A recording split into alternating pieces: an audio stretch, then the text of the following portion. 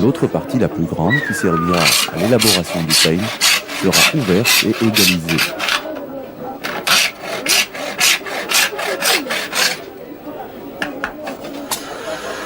L'artisan la présente au-dessus des flammes du feu pour l'assouplir. Le feu est un élément essentiel dans la confection d'objets artisanaux, puisqu'on le retrouve dans la fabrication des zelidj et des bijoux et la cuisson des poteries.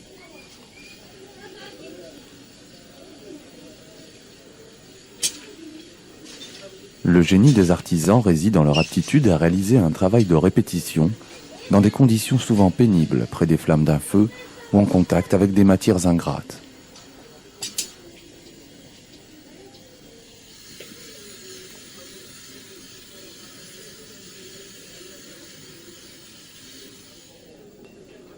Ensuite, la pièce ramollie est maintenue dans un étau pour l'aplatir.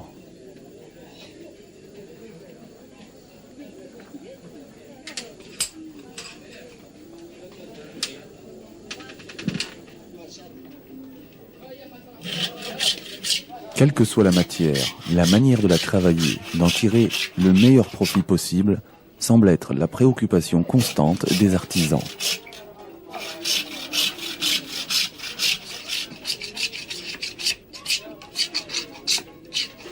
L'ébauche du peigne subit un premier raclage destiné à la polir.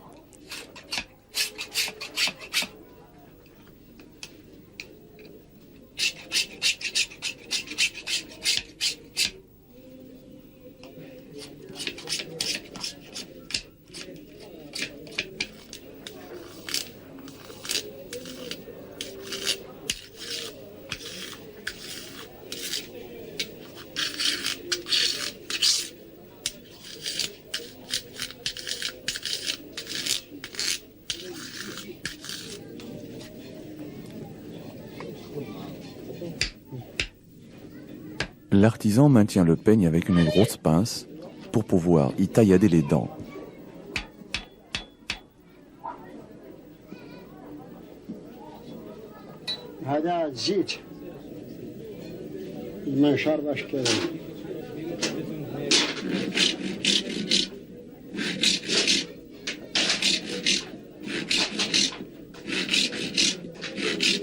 Tout en travaillant, le Ma'allem évoque pour nous avec nostalgie les temps bénis où toutes les femmes utilisaient les peignes en corne.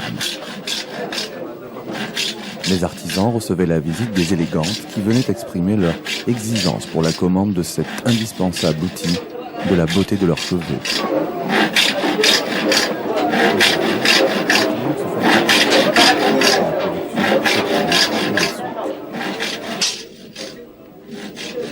Cependant, pour les fidèles utilisatrices des peignes en corne, rien ne saurait remplacer cet objet qui préserve la beauté de leur chevelure. Du fait qu'il est fabriqué avec un matériau naturel, il n'agresse pas les cheveux et ne provoque pas leur électricité. Sa forme large est bien prise en main. Enfin, il est plus solide qu'un peigne en plastique. Dans la chaude moiteur des hammams, certaines femmes marocaines privilégient encore l'emploi du peigne en corne pour le démêlage des cheveux enduits de henné. Il sert également pour le lavage et le lissage des chevelures imprégnées de rassoul, argile douce et parfumée, qu'elles utilisent en masque capillaire.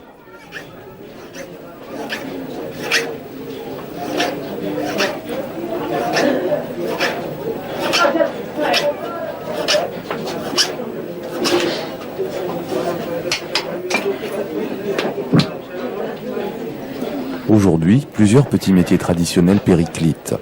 Ces artisans qui perpétuent des gestes millénaires avec patience, amour et abnégation sont-ils les derniers survivants d'un mode de vie en voie de disparition, broyé doucement mais inexorablement par un monstre qui s'appelle modernité ?